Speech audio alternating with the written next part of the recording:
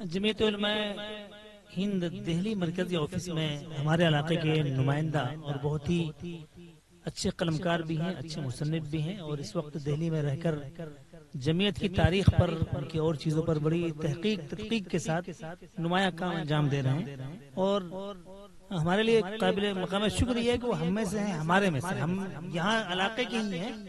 اس نام کو آپ جان بھی رہے ہیں، جناب حضرت مولانا یاسین صاحب جہازی دامت برکاتہم، وہ تشریف لائیں اور 5 منٹ میں اپنی بات پوری کریں۔ بسم اللہ الرحمن الرحیم۔ جب ڈیلیشیس بریانی کا اعلان ہو گیا ہو تو پروگرام سننے کا ویسے ہی جی نہیں کرتا ہے، لیکن زحمتیں آپ کی تمام ہونے والی ہیں۔ بس صرف یہ عرض کرنا ہے کہ اس میں 2 پروگرام تھے۔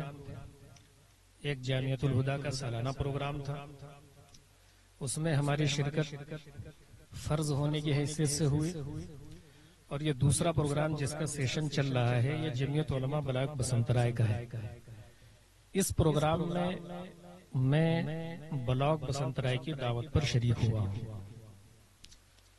یہ پروگرام جس میں آپ بیٹھے ہیں، یہ استقبال اور اس طریقے کے سارے مضامین، سیکریٹری رپورٹ وغیرہ جو آپ کے سامنے پیش کیے جا رہے ہیں، یہ سب جمعیت علماء بلاک بسنت رائے کی طرف سے پیش کیا جا رہا ہے۔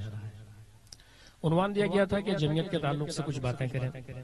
ذہن میں یہ بیٹھایا تھا کہ چونکہ اپنا علاقہ جی ڈی پی کے اعتبار سے بہت زیادہ لو سطح پر ہے، سرمایہ کے بغیر کام ہوتا نہیں ہے، تو اسی کا فارمولہ میں آپ کے سامنے پیش کروں کہ ملت کے بڑے بڑے کاموں کو بغیر سرمایہ کے یا کم سرمایہ کے کیسے کریں۔ لیکن چونکہ بریانی کا اعلان ہو چکا ہے تو اس موضوع کو چھوڑ دیتے ہیں۔ بس صرف اتنا عرض کرتا ہوں کہ ہم لوگ جمعیت والے ہیں تو ہم لوگوں کے بارے میں یہ سمجھا جاتا ہے، خاص طور جو مرکز سے وابستہ ہے، کہ ان لوگوں کے پاس بہت پیسے ہیں ان لوگوں کے پاس۔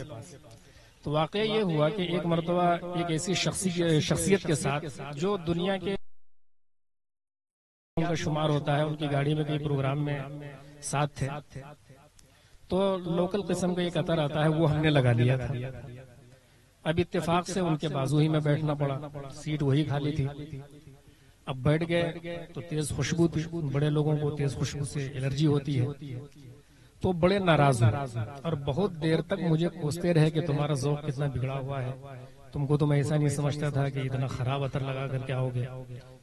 تو بہرحال وہ ڈانٹتے رہے، بولتے رہے، میں سنتا رہا۔ اخیر میں انہوں نے ایک جملہ یہ کہا کہ تم کو تو ہدیہ بہت ملتا ہوگا، اور یہ عطر تم کو کہاں سے ہدیہ ملا، کس نے دیا تم کو؟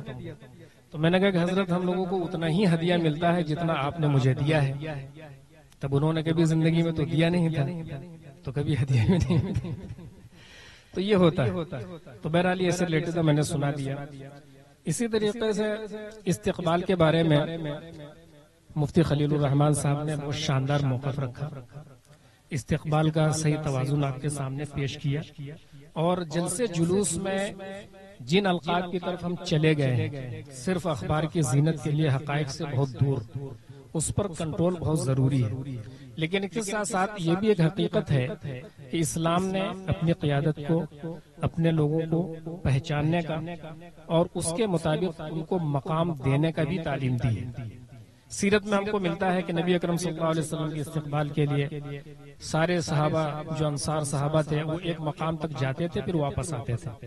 ان کے بعد اپنے اکابر میں بھی دیکھتے ہیں، شیخ الہند رحمۃ اللہ علیہ جب حج پر جا رہے تھے تو ان کے استقبال کے لیے شیخ الاسلام مولانا حسین احمد مدنی اور مسجد نبوی کے درسگاہ کے جو طلبہ تھے وہ اسی مقام تک استقبال کے لیے آتے تھے جہاں مدینے والے نبی اکرم صلی اللہ علیہ وسلم کے استقبال کے لیے آتے تھے، اس سنت کے لیے۔ تو بہرحال یہ ہمارے اکابر کا طریقہ ہے، اور اسی طریقے کے مطابق جمعیت علماء بلاک بسنت رائے کے فیصلے کے مطابق ہم لوگوں نے مفتی صاحب کے استقبال کرنے کا فیصلہ کیا۔ ہونا تو یہ چاہیے تھا کہ اور بڑی شان کے ساتھ، آن کے ساتھ، بان کے ساتھ ہونا چاہیے، لیکن جیسے بھی ہوا، جیسے بھی آپ نے کیا، اس کے لیے آپ بھی شکریہ کے مستحق ہیں، اور مفتی صاحب بھی کا جو یہ فیصلہ ہے یہاں رہنے کا، ہم سب ان کا تہ دل سے استقبال کرتے ہیں۔ امید ہے کہ ان کے یہاں رہنے سے جو کام نہیں ہو پاتے تھے انشاءاللہ تیزی کے ساتھ آگے ہوگا انشاءاللہ۔ جزاک اللہ۔